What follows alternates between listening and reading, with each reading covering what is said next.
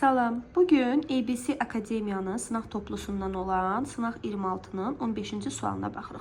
15-ci sualda bizə deyir ki, 100 fərd olan pələng populyasiyasında erkək və dişi fərdlərin sayı bir-birinə bərabərdir.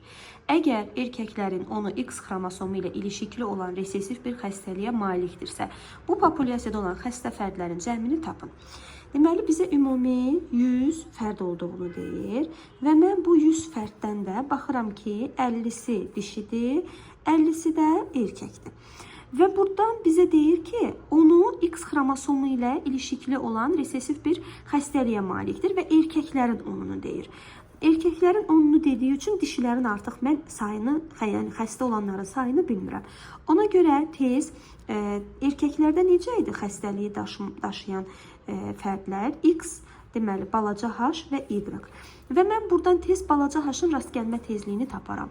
10 nəfər xəstədirsə, ümumi erkəklərin sayına böləndə burada eləyəcək 5-də 1, yəni 0,2. 0,2 balaca H-ın rast gəlmə tezliyidir. 0,2 balaca H-dırsa, tez 0,8 olacaq böyük H. Və mən balaca H-ı öyrəndiyimə görə artıq burada qadınlarda da mən xəstə fərdlərin sayını tapa bilərəm. Qadınlarda xəstə fərdlər X balaca H, X balaca H kimi yazılırdı. X balaca H-ı artıq mən buradan bildim. 0,2-dir. 0,2-ni vuraram 0,2-yə. Burada da cavabımız eləyəcək 0,4. Deməli, qadınlarda da bunun rast gəlmə tezliyi 0,4-dür. Qadınların sayı 50 olduğuna görə mən bunu tez 50-yə vurub buradakı fərdlərin sayını taparam. 0,4-ü də 50-yə vuranda deməli eləyəcək 2. Burada da cavabımız eləyəcək 2. Deməli, qadınların ikisi xəstədir. Kişilərin də 10-u xəstədir. Ümumi deyir ki, bu populyasiyada olan xəstə fərdlərin cəmini tapın.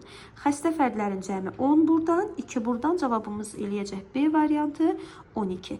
Əgər mən buradan digər elə bir fərdləri də tapsam, məsəl üçün daşıyıcıları necə tapa bilərəm? Daşıyıcıları 0,2-ni vuraram 0,8-ə, onu da vuraram 2-yə.